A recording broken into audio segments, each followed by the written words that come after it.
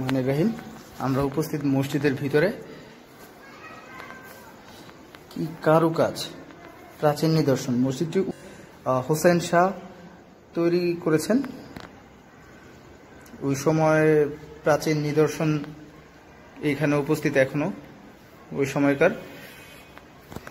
কালক্রমান্বয়ে বিশেষ ভাবে আর কি এগুলো গুজবের মতো করে হয়ে আসছে।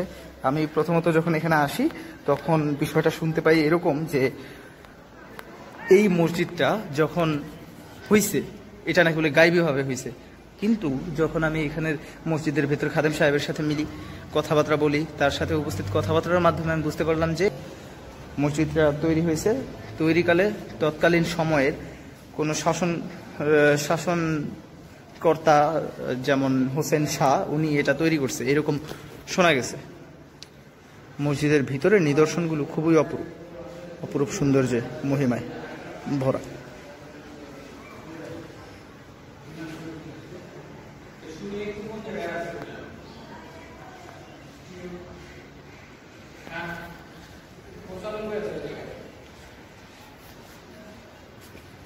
যাক, এটা হচ্ছে মসজিদের ভিতরের ভিউ। ধন্যবাদ।